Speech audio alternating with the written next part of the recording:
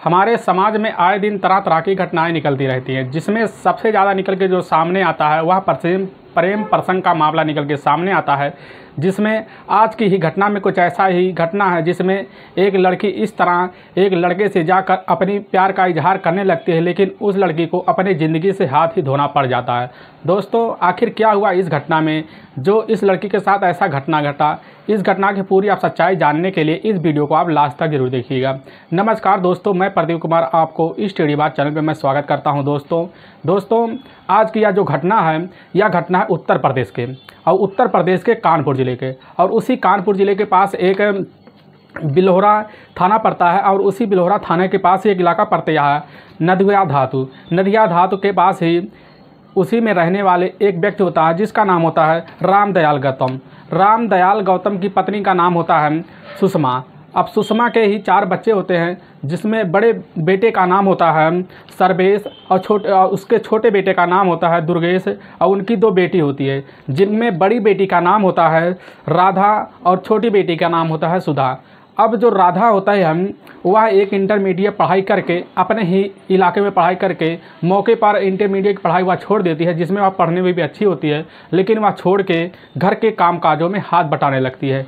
अब जब रामदयाल का जो बड़ा बेटा होता है सर्वेश भी वह मौके पर ही जाकर वह गांव में ही मदर डेयरी का काम किया करता था, जिसमें वह काम करने की वजह से वह अपने घर की मालिया स्थिति काफ़ी सुधार किया करता था, जिससे उसकी घर की मालिया स्थिति चलने लगती है। तभी जो सर्वेश होता है, सर्वेश के पड़ोस के रहने वाला एक व्यक्ति होता है जिसका नाम होता है आलोक राजपूत जो होता है वह असल में बीए की पढ़ाई करके वह काम छोड़ चुका होता है। तो उसके पिता का नाम होता है राजकुमार राजपूत जो होते हैं वह एक सरकारी टीचर में जॉब किया करते थे। अब जब सरकारी टीचर में जॉब करते थे तो उनकी नौकरी वहाँ पर ही रिटायर के तौर पर छूट जाती है, जिसके बाद अब उसका सारा जिम्मेदार जो होता है राजपूत जो अपने घर की जिम्मेदारी होता है वह उसी समय उसके बेटे आलोक राजपूत पे आ जाता है। आलोक राजपूत जो बीए की पढ़ाई करके वह अपने घर में कामकाज करके घर में हाथ बढ़ाता था, अब यह सारा जिम्मेदारी निभाने के लिए वह घर की मालिया स्थिति सुधारने लगता है। तभी मौके पर आलोक की दोस्ती उसी समय वह सर्वेश से हो जाती है, जिससे सर्वेश के घर आलोक का आना जाना लगा रहता है। तो इसी बीच आलोक जब सर्वेश के घर आता जाता रहता है तो उसी बीच वह राधा को देखता है, तो राधा के ओर वह देखने के बाद उसकी तरफ वह खींचा हुआ चला जाता है। जो राधा होती है वह इतनी खूबसूरत होती है कि हर कोई देखने के बाद उसकी तरफ खींचा हुआ चला जाता है। अब आलोक इस फिराक में रहता कब राधा से मुलाकात हो।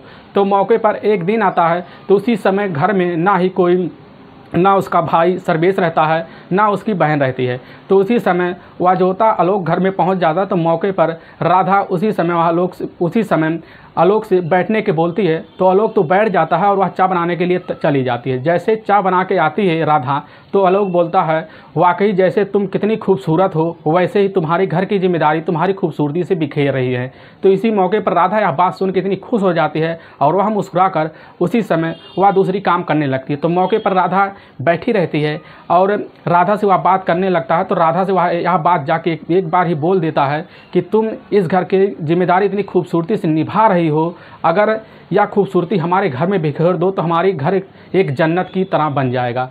तो मौके पर राधा इस बात सुन के वहाँ तुरंत ही चली जाती है। अब आलोक जो होता है वह अपने घर आकर इस बात की राधा की सारी बात वह अपने मन में कल्पना किया करता था, जिससे कल्पना करने की वजह से वह रातों दिन उसी समय राधा के बातों में खोया रहता था। धीरे धीरे इनका वक्त गुजरने लगता है। तो एक दिन आलोक होता है, आलोक सोचता है कैसे हम राधा को अपनी मन की बात कहें। तो इसी बात को कहने के लिए वह मौके पर तलाश बैठा ही रहता है। तो एक दिन मौका पाकर हिम्मत जुटाकर उसी समय राधा के सामने वह जाके खड़ा हो जाता है और मौके पर वह इतनी हिम्मत जुटाता कि उससे बोल देता है, राधा तुम इतनी खूबसूरत हो कि हम तुम्हारे बारे में रात दिन सोचने लगते हैं। अगर तुम हमारी घर की बहू बन जाओ तो हमारी घर के माली हालत में इतनी सुधार आ जाएगी और हम तुम्हारी ज़िंदगी को मिला के जन्नत बना देंगे। तो राधा भी वह खुश हो जाती है और इसको बातों को एक्सेप्ट कर लेती है। करने के बाद वो राधा जो होती है वह अपना मोबाइल नंबर आलोक को दे दे देती है आलोक अपना मोबाइल नंबर, उसी समय राधा को दे देती है, जिससे इन दोनों में बातें होने लगती है। अब ऐसे बातें चलते चलते इन दोनों के बीच ऐसा दिन आ जाता है जिसमें प्रेम प्रसंग इतना आगे बढ़ जाता है कि यह दोनों मिलकर एक समय ऐसा आता है कि वह संबंध बनाने के लिए पूरी तरह से तैयार हो जाते हैं और यहाँ जाकर दोनों संबंध बनाना शुरू कर देते हैं। और इनका जो संबंध होता है यह कई दिनों तक चलता रहता है।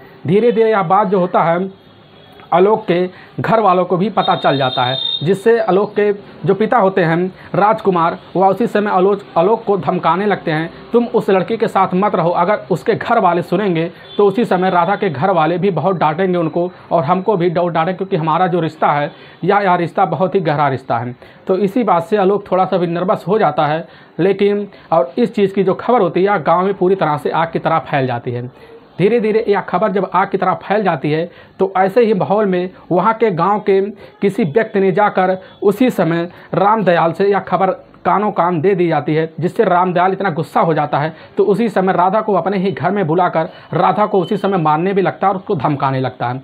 जब राधा से यह बात पूछा जाता है तो राधा भी यह बात तुरंत ही एक्सेप्ट कर लेती है कि हम आलोक के साथ ही हमारा ही बहुत ही गहरा रिश्ता है, तो हम उसके साथ ही रहना चाहेंगे। तो उसी समय जो राधा के पिता होते हैं वह इस चीज़ को मना कर देते हैं, हम तुम्हारा उस लड़के के साथ ही कतई या रिश्ता मंजूर नहीं कर सकते और तुम उसके साथ आज से मिलना जुलना बंद कर दो। तो राधा उसी समय इस बात को मान जाती है। लेकिन यह घर वालों को कुछ दिन बाद ऐसा ही लगने लगता है कि राधा अब इस बात के लिए मान गई है, तो राधा को उसी समय वह ढील देना शुरू कर देते हैं, जिससे वह पूरी तरह से निर्भय हो जाते हैं। लेकिन राधा अब मानने वाली नहीं थी, वह मोबाइल के थ्रू तो बात नहीं करती थी, लेकिन वह जाकर कहीं ना कहीं छुप छुप के वह आलोक से मिला करती थी। अब जब इस चीज़ की भनक कैसे करके उसी समय उसके बड़े भाई सर्वेश को किसी ने दे दिया तो वह उसी फिराक में रहता कब इनको नंगे हाथों पकड़ा जाए दोनों को और उसी समय इनके साथ कुछ ना कुछ किया जाए। अब सर्वेश इनकी पीछे लगा रहता था। तो एक दिन मार्केट में जाकर उसी समय राधा और आलोक को एक मार्केट में एक दुकान पे खड़े होकर दोनों को आपस में चाय पीते देख लेता है। तो सर्वेश इतना गुस्सा हो जाता है और राधा को पकड़कर वहीं पर मारने लगता है और सर्वेश आलोक को भी मारने लगता है, जिससे मौके पर आलोक तो वहाँ से फरार हो जाता है और राधा को पकड़ कर ले जाकर अपने ही घर में इतनी जोर से वह पिता जो होते हैं उसी समय रामदयाल भी आ जाते हैं और उस राधा को धमकाने लगते हैं, मारने भी लगते हैं। अब इनके बीच की जो दूरी थी वह काफ़ी बढ़ चुकी होती है। तभी इस चीज़ की गांव वालों भी इस चीज़ की खबर आलोक के पिता राम कुमार को भी दे देते हैं। अब राम कुमार भी आलोक को समझाते हैं कि हमारा रिश्ता हो ही नहीं सकता, क्योंकि वह दूसरी बिरादरी का है, हम लोग दूसरी बिरादरी का हैं, तो इसीलिए तुम उससे दूरी बना लो तो अच्छा होगा। तो मौके पर इनकी दूरी तो बन ही गई थी और इनका वक्त ऐसे गुजरने लगता है। तभी जो राधा होते हैं, जो राधा के पिता होते हैं रामदयाल, वह मौके पर मार्केट चले जाते हैं और उसका भाई भी उसी समय स्कूल के कुछ काम के लिए पुराने कागजात लाने के लिए वह सर्वेश स्कूल में चला जाता है। और जैसे ही होते हैं तो वहाँ पर देखते हैं घर में आता है 24 अगस्त 2020 का दिन होता है, स्कूल में जाता है। उसी दिन जब आके शाम को देखता है तो उसी समय ना ही राधा मिलती है कमरे में और वह ढूंढने लगते हैं। तो सर्वेश ढूंढते ढूंढते कहीं भी नहीं पाता। अब सर्वेश हैरान हो जाता है, तुरंत ही वह जाके मौके पर ही आलोक के पास जा धमकता है, जिससे आलोक से जब पूछने लगता है तो आलोक कुछ नहीं बताता। वह कहता वह हमारे पास तो आई नहीं, हम उससे कब से बात करना छोड़ दिए हैं। अब सर्वेश आलोक का पीछा छोड़कर तुरंत ही गांव में ढूंढना शुरू कर देता है। अब यह इस गांव में जो होता है माहौल इतना बिगड़ जाता है, तुरंत सुन के राधा के बारे में लोग तुरंत तरह तरह के बातें करने लगते हैं। जब तरह तरह की बातें करते हैं तो उसी समय आलोक के पिता से उस समय राम कुमार से यह बात पूछा जाता है तो आलोक के पिता भी कुछ नहीं बताते हैं। अब इस चीज़ की जब जानकारी गाँव वालों को हो जाती है तो गाँव वाले भी उसी समय राधा को ढूंढना शुरू कर देते हैं, लेकिन राधा कहीं नहीं मिलती। तो उसी समय 25 अगस्त 2020 को ही लगभग सुबह निकल कर वहाँ से जो सर्वेश होता है, सर्वेश अपने छोटे भाई के साथ दुर्गेश के साथ मिलकर वहाँ के नज़दीकी पुलिस थाने में पहुँच जाते हैं। अब वहाँ पर रिपोर्ट दर्ज करवाते हैं गुमशुदा के। तो पुलिस जब उनसे पूछने लगती है कि क्या तुम्हें किसी के ऊपर शक है, तुरंत ही वह सर्वेश तुरंत बता देता हमें पास के रहने वाले आलोक के ऊपर शक है, क्योंकि वह उससे आज से पहले हमारी बहन के साथ उसका ही जो चक्कर चल रहा होता है। तो पुलिस को तुरंत ही उस आलोक के ऊपर शक हो जाता है और आलोक को जब पुलिस उठाती है घर से तो उसको उसी समय पुलिस इतना टार्चर करती है जिससे आलोक उसी समय या झुक जाता है, क्योंकि आलोक जो होता है वह कोई सातिर मुजरिम तो था नहीं जो वह पूरी तरह से ना झुके। तुरंत ही वह झुक जाता है, वह कबूलने लगता है कि हाँ हम तो इससे पहले हमारा यह मामला था, जब हमारे पिता ने इस बात के लिए मना किया हुआ था तो हम इस बात के लिए तो मान जाते हैं, लेकिन राधा हमारे मोबाइल पे बार बार फ़ोन किया करती थी और उसका फ़ोन हम कभी कभी काट दिया करते थे, जिससे काटने की वजह से राधा बहुत गुस्सा हो जाती है। अब लेकिन राधा से हम पीछा छुड़ाने के लिए वहाँ पर अपने ही अपने ही गहरे दोस्त छोटू से मुलाकात करते हैं। तो जब छोटू से यह बात बताते हैं तो छोटू कहता है तुम्हें इससे पीछा छुड़ाना ही तुम्हारे लिए अच्छा होगा। लेकिन तुरंत ही राधा का उसी समय फ़ोन आ जाता है। अब राधा हमसे पूछती है कि तुम हमारे साथ शादी नहीं करोगे तो हमारे घर वाले तो हमें धिक्कार ही दिए हैं और धिक्कार देंगे, नहीं तो गाँव वाले तो भी इस बात को जानते हैं, लोग आगे आगे हमारी शादी बहुत मुश्किल हो जाएगी। लेकिन अब इस बात में आकर जो होता है आलोक इतनी बुरी तरह से फंस गया था, वहाँ निकलना बहुत मुश्किल लग रहा था। तो उसी समय फ़ोन काट के अब छोटू से बात करने लगता है। अब इसका रास्ता क्या है? तो छोटू बताता है इसका एक ही रास्ता है, या तो तुम अपना गांव छोड़ के कहीं बाहर चले जाओ, या तो तुम इसी समय राधा को दुनिया से हटाने का फैसला ले लो। तो उसी समय जो लोग होता है फैसला तो ले ही लेता है। तुरंत ही वह ऐसा साजिश रखने लगता है। जो 24 अगस्त 2020 का दिन होता है, तो उसी दिन वह शाम के टाइम वह राधा को अपने ही खेत में मिलने के लिए बुलाता है। वह कहता आके यार हमारी मुलाकात हो जाए तो बहुत अच्छा, हम यहाँ कुछ सुलह का बात करने वाले हैं। तो राधा उसी समय जब फ़ोन उठाती है तो उसी समय राधा आलोक के पास पहुँच जाती है, उससे बातें करने लगती है। लेकिन आलोक अब उससे मनाने लगता है, लेकिन राधा मानने वाला होती ही नहीं। तो मौके पर छोटू भी खड़ा होता है।